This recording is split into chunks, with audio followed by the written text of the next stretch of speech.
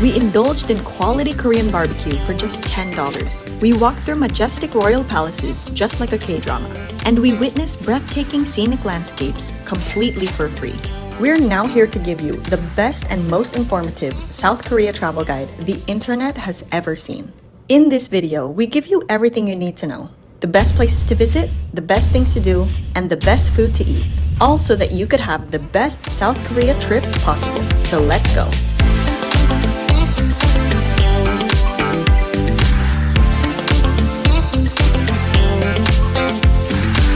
Hi guys, my name is Angelica Wanders and this is Eileen Wanders, and we create budget travel guides all around the world. On this channel, we show you our easy to follow itineraries and also our costs and expenses in every trip. So if you want to travel around the world in the easiest and most affordable way possible, then hit that like button and hit that subscribe button because we make videos just for you. Stick until the end of this video because we give you the ultimate 7-day budget itinerary and also a cost breakdown so you can get an idea of how much a first-timer's South Korea trip could cost. And without further ado, let's explore South Korea. First off, let's talk about how to get cheap flights to Seoul. What we like to do is compare prices through platforms like Skyscanner and Google Flights. You can compare prices out of the entire month and choose the cheapest date. You can even filter them out from the cheapest option or the fastest option. Basically, being flexible with your dates can really give you more affordable options and save you a good amount of money. Another tip would be to stalk your local airlines daily. Follow them on social media, subscribe to their email lists, just do anything to stay updated so you're ready to hop onto any sale. Personally, we live in the Philippines, so we usually wait for piso sales from Cebu Pacific, wherein a round-trip promo flight can cost as low as 4,000 to 6,000 pesos per head. By the way, if you guys want to learn our secrets and strategies on how to book piso sale flights easily, you can check out our piso sale tutorial right here. Next up, when is the best time to visit South Korea? Well, that would depend on what colors you're hoping to experience. If you're after beautiful cherry blossoms and mild temperatures, it's best to visit during spring, which runs from March to June. Here are the peak dates of the spring blooming season for each region. But if you're just staying within Seoul, here are the best places to see cherry blossoms within the city. Feel free to screenshot.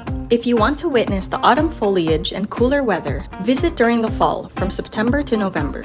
Here are some of the best places to spot beautiful autumn leaves in South Korea. However, both of these seasons are quite popular, so expect more crowds and higher prices. But if you want to avoid the peak season, then winter from December to February might be ideal, especially if you enjoy skiing and want to witness snow-covered landscapes. Plus, you'll find fewer tourists and better deals on accommodations. Okay, so now that you booked your flight and finally arrived in Seoul, every tourist should pick up 3 things at the airport. Number 1, a pocket Wi-Fi. Before your trip to Seoul, I would highly suggest pre-booking a pocket Wi-Fi or a local SIM, so you have internet to navigate your way around South Korea.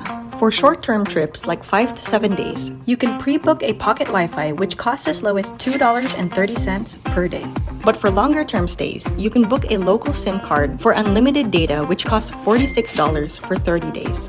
Make sure you pre-book these in advance to get the best prices. For the most reliable and affordable pocket Wi-Fis and SIM cards in South Korea, I'll leave some of the links in the description below.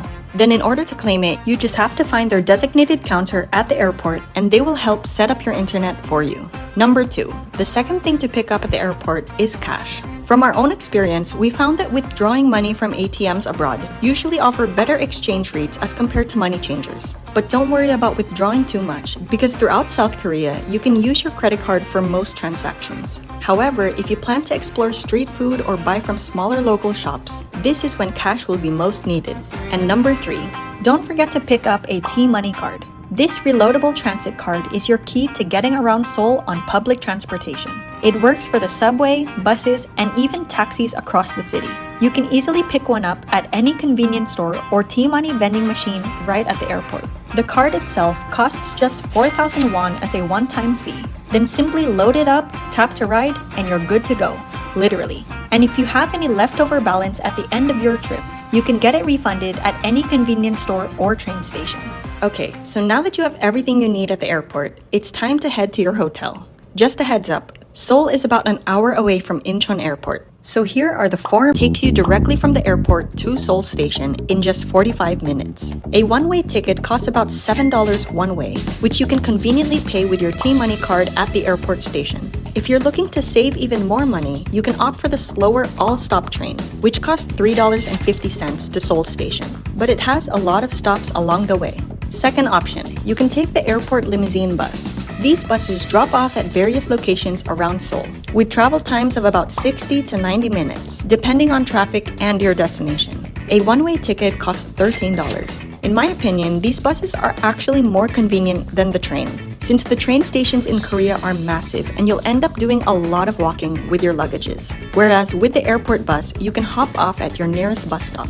And the third option would be to book a taxi or an Uber. The priciest option, but the most convenient one.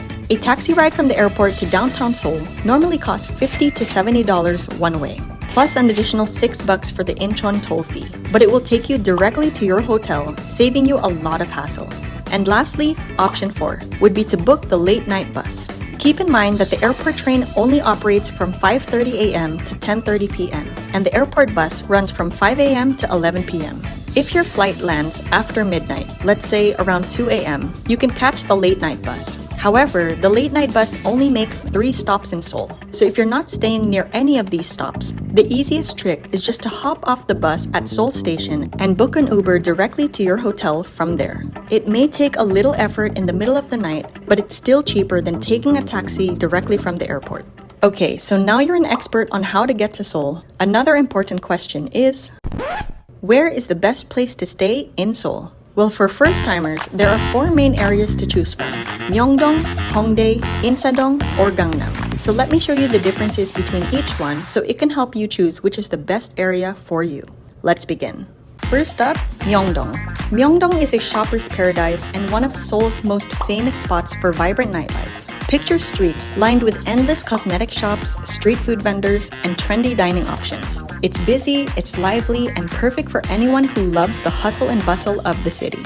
Plus, it's super central, making it easy to reach other parts around Seoul. Accommodations range from budget to luxury, so if you want to be in the middle of the action and don't mind the city's energy, Myeongdong is your best bet. Next, we have Hongdae. If you're looking for Seoul's artsy, hip, and young vibe, Hongdae is your spot. Known for its music scene, colorful murals, and lively nightlife, this area has everything from live performances to trendy bars to super cool arcades. This is where you'll find a lot of Gen Zs due to its proximity to universities, which makes the area full of budget-friendly eats and quirky cafes. It's perfect for travelers looking to experience the creative side of Seoul and dive into that edgy Korean culture. Next up, Insadong. Now, if you're all about traditional Korean culture within the heart of the city, Insadong is your place. Think tea houses, antique shops, and streets lined up with handcrafted souvenirs. It's the perfect blend of modern and traditional, where you can stroll down cobbled lanes and find a handbook rental shop right next to an art gallery. This area is a bit quieter than Myeongdong or Hongdae, but still bustling in its own unique way. For a more cultural and artsy stay in Seoul, Insadong would be perfect. And finally, Gangnam. Gangnam is like the Beverly Hills of Seoul. Upscale, trendy, and filled with high-end boutiques and luxurious accommodations. You'll find everything from designer stores to chic nightlife here, and let's not forget the famous Gangnam-style statue. This area offers a sleek and polished version of Seoul, ideal for travelers looking to experience the more glamorous side of the city. Accommodations here can be a bit pricier, but if you're into the high life, Gangnam will give you that taste of luxury. Seoul has many more neighborhoods to explore, like Itaewon, Sinchon, Dongdaemun, and Jamsil. But if it's your first time in the city, these 4 areas provide the perfect mix of everything Seoul has to offer. The city is super well connected, so honestly, just booking a decent hotel near a major bus stop or train station will do. I'll include links in the description for some of the best affordable hotels near some transport hubs, so you can have easy access to all the top tourist spots. And stick until the end of this video, where we'll share an ideal 7-day budget itinerary for first-timers, complete with a cost breakdown, so you can experience the best of Seoul in just 1 week. Okay, so now that you've chosen your respective area and booked your hotel, this leads us to our next question. What are the best things to do in South Korea? And how much will I spend? Well, there are a wide range of activities and tours to choose from. If you're a nature lover, hop onto a rail bike and pedal through scenic countryside views. For a dash of history, slip into a hanbok and wander through majestic palaces like royalty. Or for some family fun, take a spin on a roller coaster at the country's biggest theme parks. Whatever your vibe, South Korea has something special for everyone. I highly recommend pre-booking your tours in advance. This can save you a lot of time, a lot of money, and a lot of hassle. Right now, I'm gonna share with you 10 of the most popular activities that travelers love, along with their price tags. And wait until the end to hear our number 1 spot. So let's start the countdown off at number 10. Visit Nami Island and the Garden of Morning Calm. Imagine Nami Island as a dreamy escape just outside the city, with enchanting tree-lined paths that feel straight out of a K-drama. It's breathtaking in every season, from spring cherry blossoms to vibrant autumn leaves, and even a winter wonderland under a blanket of snow. And getting there? Super easy. We booked a budget-friendly day tour for just $46, which covered everything: round-trip transfers from Seoul, entrance fees, boat fees, and a guide to show you all the best photo spots. The adventure begins with a pickup in Seoul, whisking you away to the romantic, fairy tale-like Nami Island. Then, the tour takes you through the Garden of Morning Calm, a peaceful garden filled with vibrant, colorful blooms. And for some extra fun, you can add on a rail bike experience to pedal through riverside forests, adding a unique twist to your Korean countryside adventure. With multiple highlights packed into one day, booking an all-in-one tour saved us time, money, and hassle. We just sat back and enjoyed the ride. I'll leave our discounted tour link in the description below. And if you want to save even more money, use the code AngelicaWandersKLUK upon checkout. Number 9. What are the best ways to find affordable flights? Fly earlier in the day. Book well in advance. Pick your destination based on the price. Download the Trip.com app. Get flight price drop alerts. Explore low-price flight maps. Compare multiple airline fares. Don't wait. Book your flights with Trip.com today. Take a wild ride at South Korea's biggest amusement parks. First up, Lotte World is Seoul's ultimate playground, the Disneyland of South Korea. Perfect for all ages, with its mix of thrilling rides, magical parades, and even an all-year-round ice skating rink. Normally, tickets cost $45 for a day pass, but right now you can actually get it for 30% off using our discounted link in the description. Meanwhile, Everland, which is about 40 minutes from Seoul, is the biggest theme park in the country, boasting themed zones like Zootopia for animal encounters and incredible roller coasters that'll get your adrenaline pumping. Tickets start around $60, and this already includes a round-trip shuttle from Seoul, making it super easy and convenient to visit. Number 8. Witness Seoul from the sky. For a 360-degree view of Seoul, check out South Korea's 2 main iconic towers. Start with the N Seoul Tower, perched atop Namsan Mountain, where you'll get a breathtaking panoramic view of the cityscape. Tickets to the observatory deck are just $14, inclusive of the elevator ride up, or for an extra $10, you can opt for the scenic Namsan cable car instead. It's also a favorite spot for couples, featuring a Locks of Love area where visitors leave colorful padlocks as symbols of their affection. Next, you can head over to Lotte World Sky Tower, aka the tallest building in Korea, with an observation deck on the 123rd floor, offering an unbeatable bird's eye view of Seoul for just $17. Both towers offer fantastic photo ops and easy access from anywhere in Seoul. This is the perfect activity to start any trip, giving you a dynamic perspective on the city. Number 7. Book the DMZ tour. Picture yourself standing at the border where South Korea meets North Korea, getting a close-up view of one of the most intense borders on the planet. And don't worry, you're not on some secret mission. It's a completely safe day tour. Your adventure kicks off with a pickup from Seoul, leading straight to the third tunnel, which is a hidden passage once intended for invasions. It definitely has those James Bond vibes. Next up, it's off to the Rodora Observatory, where you'll actually be able to catch a glimpse of North Korea. How cool is that? And the best part? The tour starts at just $53 per person. When you book the DMZ tour, everything's covered. Transportation, entrance fees, and a guide who's ready to spill all the secrets and history along the way. It's an adventure, history lesson, and a global mystery wrapped up into one unforgettable tour. Number 6. Catch some snow. Looking for a winter escape from Seoul? The Vivaldi Park and Eobi Valley is your gateway to a snowy wonderland. This day trip is packed with fresh snow, crisp mountain air, and endless powdery slopes. Whether you're a beginner strapping on skis for the first time or a snowboard pro ready to shred, this day tour covers it all. including round-trip transfers from Seoul, entrance fees, and even ski and snowboard rentals. Normally priced at $95 per person, you can book this tour right now for only $56 by using our special 40% off discount link in the description. The tour starts with a pickup in Seoul, taking you first to Eobi Valley, a picture-perfect spot with sparkling icicles. Then it's off to Vivaldi Ski Resort, where you can choose from a range of slopes. But don't worry, if skiing is not your thing, there's plenty more to enjoy, like tubing, sledding, or just snapping photos in the snowy landscape. If you're in South Korea this winter, the Vivaldi Park and Eobi Valley tour is the ultimate way to enjoy the season. Number 5. Watch the Nanta Show. Get ready for an unforgettable night at Seoul's iconic Nanta Show.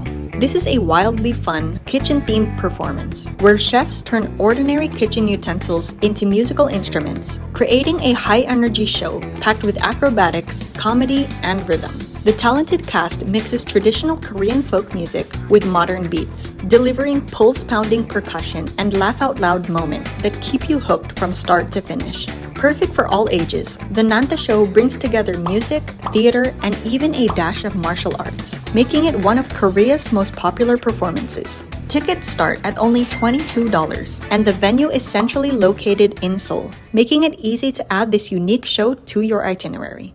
Number 4. Explore free nature spots in the city. Seoul Forest and Sokchon Lake are two beautiful urban havens right in the heart of Seoul. Both spots are completely free to visit and easily accessible by subway, making them perfect for a refreshing escape from the city buzz. At Seoul Forest, you can wander scenic trails, enjoy a peaceful picnic, or explore the eco-forest area to spot some friendly deer. Meanwhile, Sokchon Lake offers a picturesque loop around the water, especially stunning with cherry blossoms in spring or autumn's fiery colors. So pack some snacks and a picnic mat. Both spots give you a slice of nature without leaving the city. Number 3. Go palace hopping in a hanbok. Step into Korea's rich history as you explore 5 royal palaces in the heart of Seoul, with Gyeongbokgung as their largest and most prestigious one. Typically, entrance fees to each palace cost around $2, but here's a travel hack. Admission is completely free for all palaces if you're dressed in a traditional hanbok.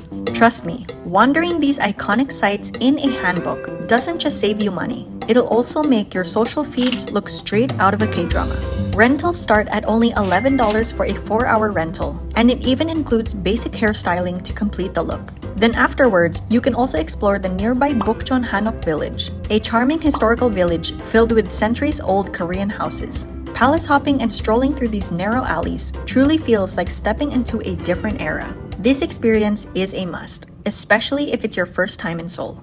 Number 2. Pick up a book at the Starfield Libraries. If you're in Seoul or Suwon, the Starfield Libraries are a must-visit. Start with the iconic Starfield Library at COEX Mall in Seoul, a 2-story marvel featuring 13-meter high bookshelves filled with over 50,000 books and magazines. This vibrant space is perfect for relaxing with a good read, grabbing a cup of coffee, or simply snapping photos against its cool architectural backdrop.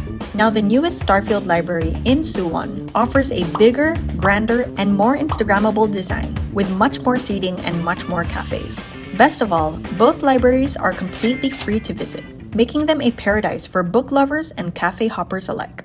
And for number 1, last but not least, our number 1 favorite thing to do in Seoul is this.